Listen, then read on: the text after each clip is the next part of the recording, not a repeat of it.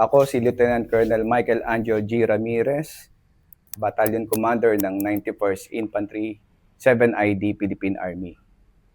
Sa kasalukuyan, ang ginagawa ng aming batalyon dito sa 91st IB ay more on sustainment operation. So ito yung stakeholder engagement na ginagawa natin sa iba't ibang ahensya dito sa lalawigan ng Aurora.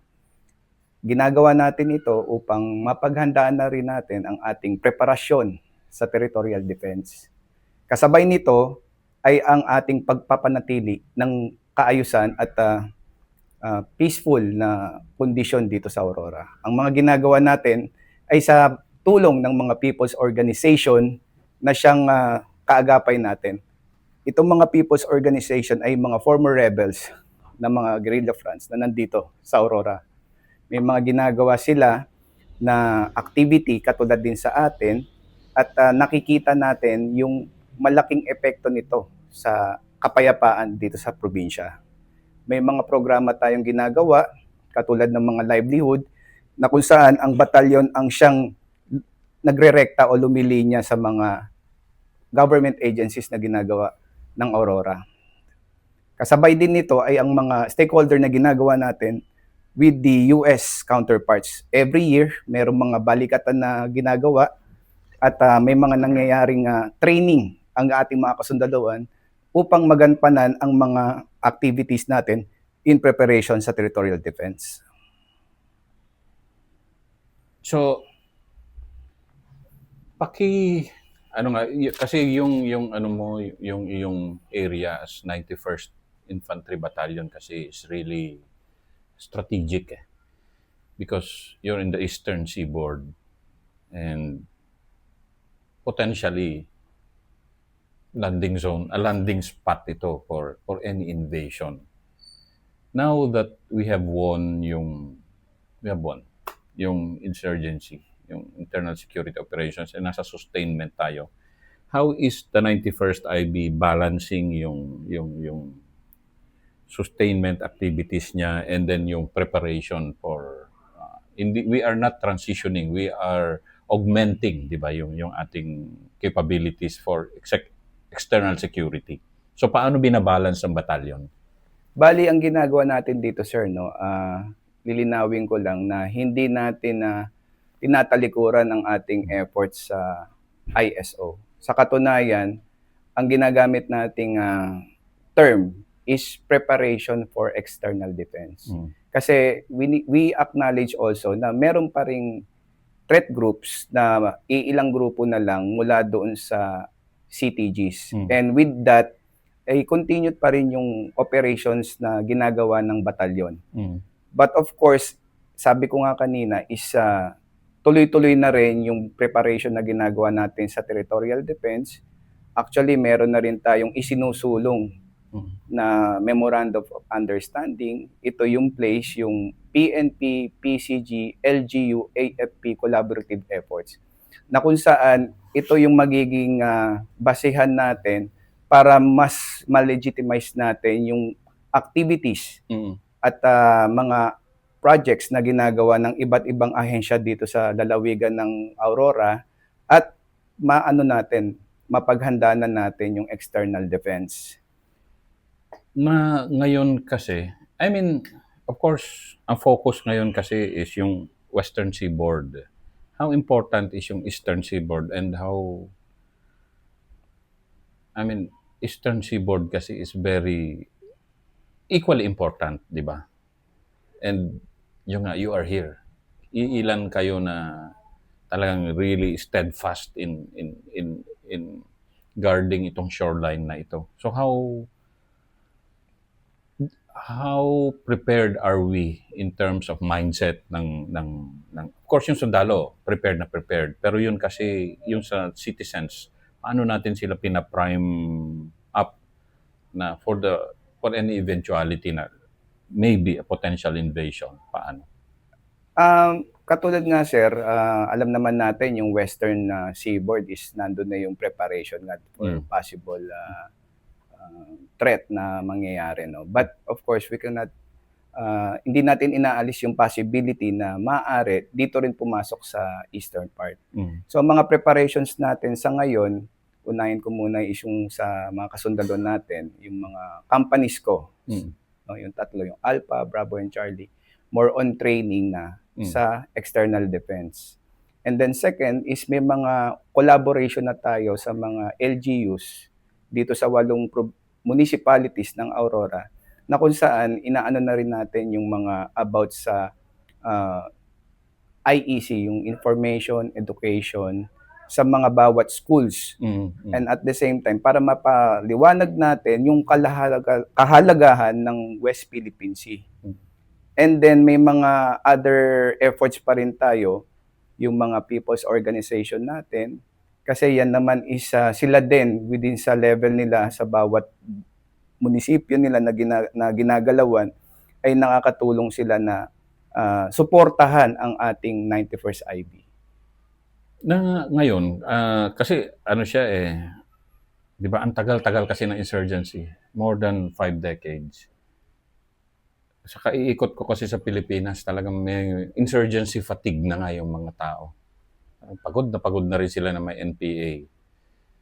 Pero how are people embracing yung ganun na, may bagong hamon na naman na yung katulad yun, nag-information education kayo sa public.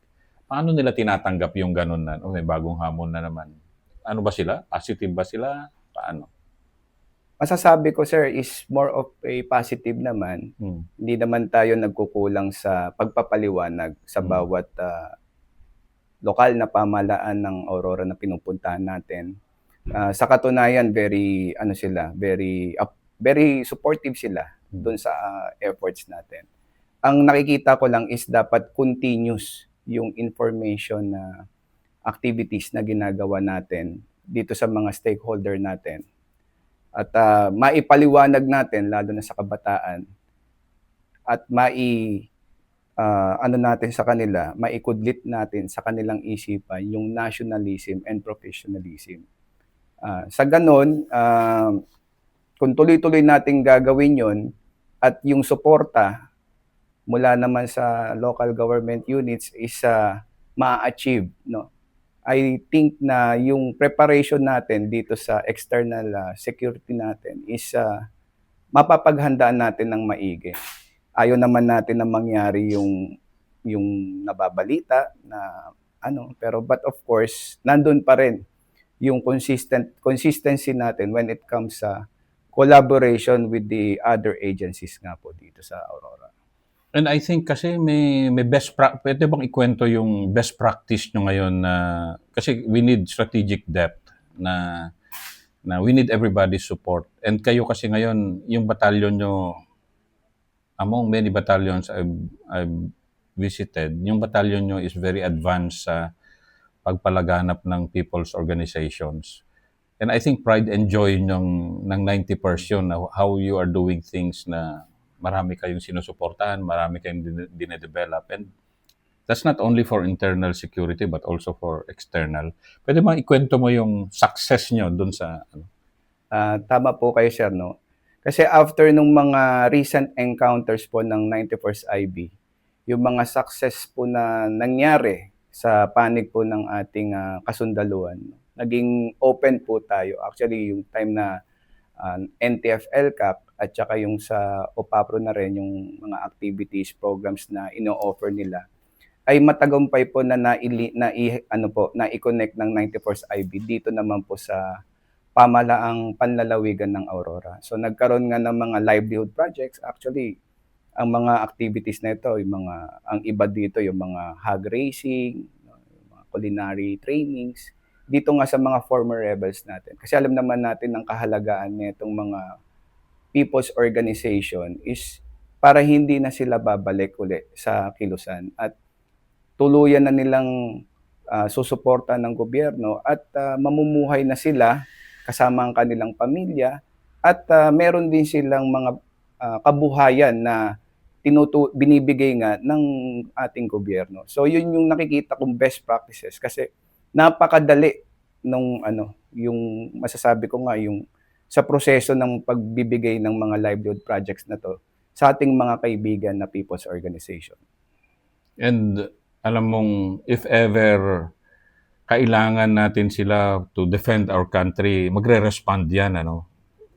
Opo, sir, kasi naniniwala ako na sa tinagal nila sa kilusan, no, yung masa na naniwala sa kanila, ngayon nakakampi na natin sila, nasa ating panig na sila, is mas malaki yung magiging impluwensya naman nila para naman dito sa ating paghahanda sa external defense. At hindi lang 'tong mga people's organization, kasama na rin dito yung mga kaan natin. Not only dito sa Aurora but sa Nueva Ecija at saka sa isang bayan natin sa Quirino, yung Alfonso Castañeda. Kasi ito yung mga left behind forces natin eh. Maliban dito sa mga kasundaluan tayo dito sa batalyon, sila na agad yung mga immediate natin na magiging kasama o kakampi. But of course, continuous pa rin yung pag-educate natin sa mga other agencies. May Philippine Coast Guard tayo dito.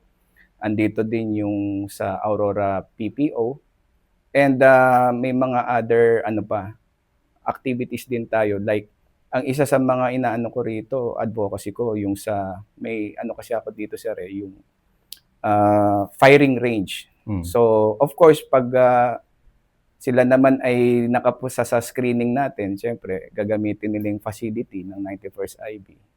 Ay hinahayaan naman natin sila na magsanay sa pagbarel. Ang ano ko kasi doon is maging sila, responsible gun owner sila. At gusto ko talaga lahat ng mga taga-Aurora ay matuto silang bumarel. Of course, bilang self-defense, and yun na nga kung ano man ang mangyari sa hinaharap. Kaya na, talagang that's a practical way. Ang daming gustong maging pistolero at rifle shooter na tinatap mo lang yung natural nila na to really use a weapon. And ngayon kasi, pwede bang pasukan natin yung patriotism? Kasi second generation ka eh. Your dad was with the armor. Now you're with the infantry, special forces. Ano yung call for service naman for this generation? Sa akin, sir, is more on mentorship. Kasi sa part ko, yung generation namin, I do believe ngayon halos mga battalion commanders na rin sa iba't ibang parte dito sa Pilipinas. Yung naabutan namin na culture sa mga nauna sa amin, yung discipline, yung professionalism. But of course, ngayon kasi may mga tauhan na po ako na mga Generation Z, iba na rin ang culture nila.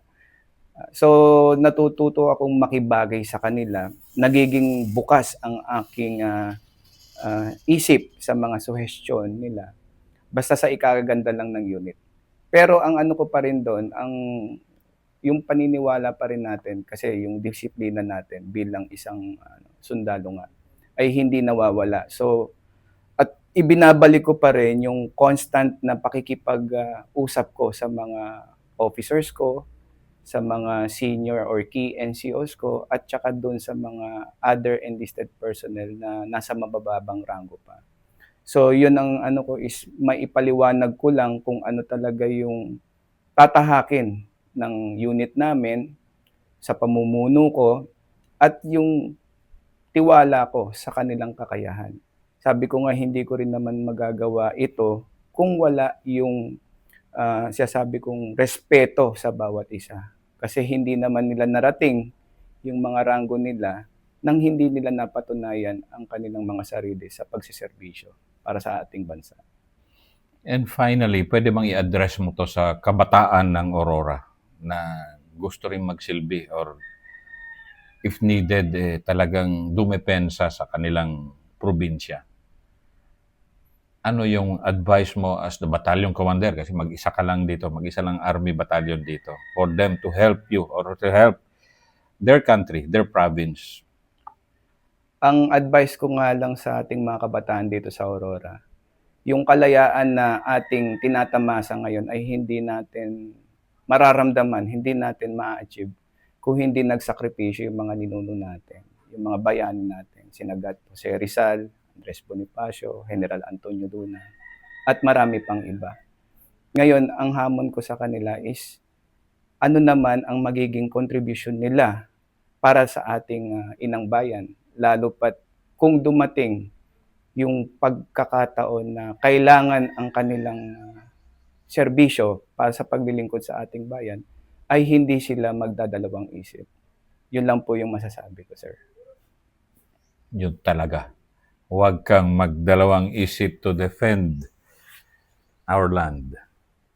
Di ba? Just like how the 91st Infantry Battalion has defended Aurora. Maraming salamat. Maraming salamat din po, sir.